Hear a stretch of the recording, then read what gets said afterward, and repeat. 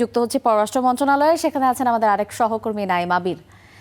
আবির, আমাদেরকে একটু জানাবেন যে আসলে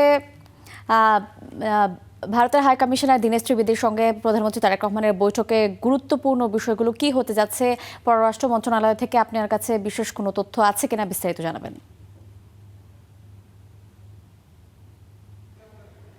এবার বৈঠকটি ইতিমধ্যে শেষ হয়েছে। প্রায় আধা ঘন্টারও বেশি সময় ধরে এই বৈঠকটি চলেছে সচিবালয়ে।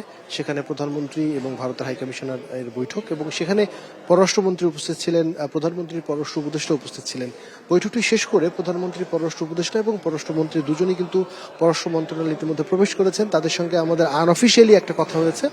তারা বলেছেন যে বৈঠকটি ভালো হয়েছে এবং কিছুক্ষণ পরে আমাদেরকে ব্রিফিং করবেন।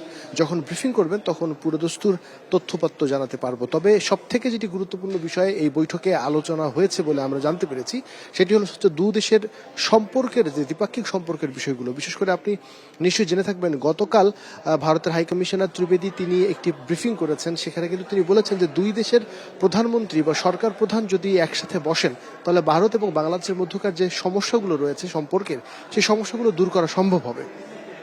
সুতরাং এটি একেবারে বলার অপেক্ষা রাখে না। এই বৈঠকটিতে সব থেকে বেশি গুরুত্ব পেয়েছে যে দুই দেশের প্রধানমন্ত্রীর সাক্ষাৎ বা বৈঠকের বিষয়টি। যদিও সেপ্টেম্বর নাগাদ একটি সম্মেলন রয়েছে ব্রিক্সের, সেই ব্রিক্সের সম্মেলনে ভারতের তরফ থেকে বাংলাদেশের প্রধানমন্ত্রীকে আহ্বান করা হয়েছে, আমন্ত্রণ জানানো হয়েছে।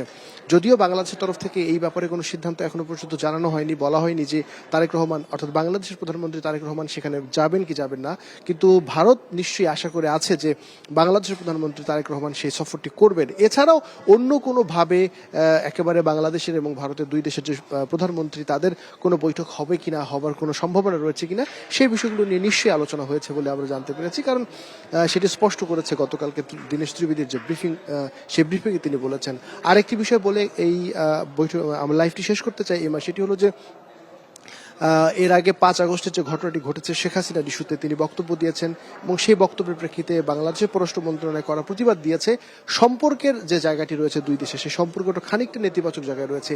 সেই সম্পর্ক আবার ফেরানো, ভিসা চালু করার পরে ভিসা সেন্টার বাড়ানো, এই বিষয়গুলো নিয়েও নিশ্চয়ই আলোচনা হয়েছে। এরপরে যখন পররাষ্ট্রমন্ত্রী ব্রিফিং করবেন আধা ঘন্টার মধ্যেই আরো বিস্তারিত জানাতে পারবো। আবির, আপনাকে অসংখ্য ধন্যবাদ।